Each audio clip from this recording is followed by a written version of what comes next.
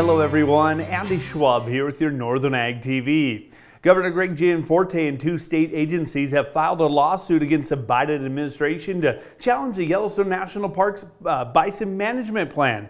Together, Montana Department of Livestock and the Montana Department of Fish, Wildlife and Parks and Governor Gianforte sued to halt the implementation of the management plan, alleging that the adoption of the plan by the National Park Service violates several federal laws. Department of Livestock Director Mike Honeycutt said the Department of Livestock is committed to preventing, controlling, and eradicating animal disease, and given the way the NPS has ignored feedback from Montana, there are major concerns about potential threats to animal health from the possible spread of brucellosis. FWP Director Chrissy Clark added that they have asked for better and more transparent processes in developing of that environmental impact statement, since the bison represent a complex and continuous issue with both livestock producers and wildlife advocates. However, those requests, she said, were ignored.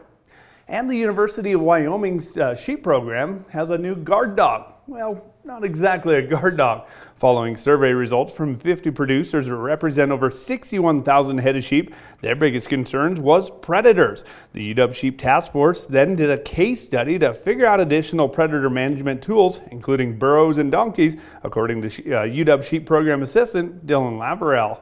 At the UW, or University of Wyoming sheep flock, we introduced 4 BLM burros or donkeys to our herd for predator management. We know in some instances, dogs might not be the best case scenario. We're situated right there along the highway and not too far away from town. We figured that another non-lethal predator management tool was needed, and that's where we have these donkeys.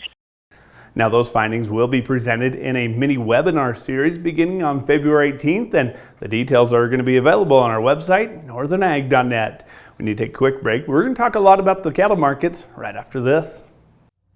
From the beginning, we've worked closely with farmers. BNSF's ties to the agricultural community go back 175 years.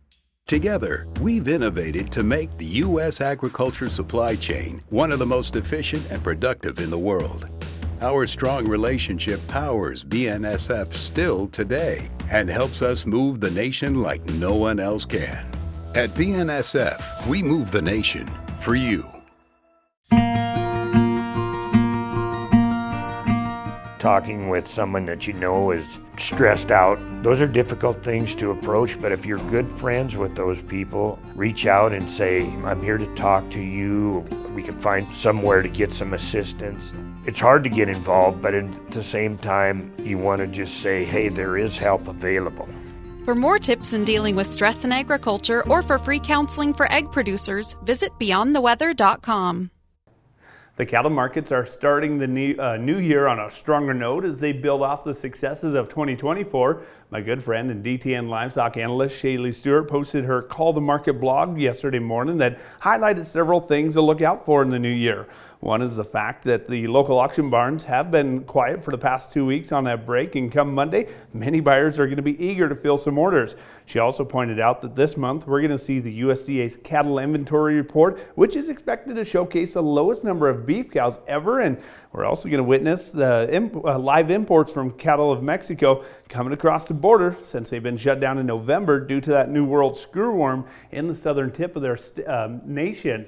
Lastly, the demand for that boxed beef is going to be increasing scenario after a lot of resiliency was noted in 2024. Now, as we look at some of our markets, the cash cattle were higher yesterday along with a huge day on the futures board. Unfortunately, though, the shortened holiday schedule is going to be throwing out some questions as how many cattle are going to be purchased on the negotiated cash cattle sales. As you may recall, the past 2 weeks, packers have purchased the bare minimums of 49,000 head and 44,000 head respectively, so feedlots know that the packers are going to need to bump their head counts up, which is kind of the reason we saw some of those higher prices. Since there hasn't been too many local auctions, we'll skip into our grain markets as they reverse course on mid-morning Thursday after a sluggish start to the new year to trade slightly higher in corn and soybeans, which continue to be supported by those ongoing weather concerns in Argentina and southern Brazil. Now, wheat markets were the black sheep Thursday, unable to follow the corn and soybean markets, primarily due to technical pressure. Of course, outside of market influences were negative on Thursday as well, as they capped the gain potential in the ag commodities, with the equity markets continuing to slump and the US dollar index propelling to another high, marking actually the highest mark of that index since early November 2022. Well, that's going to do it for our Northern Ag TV. I'm Andy Schwab. Have a great rest of your day.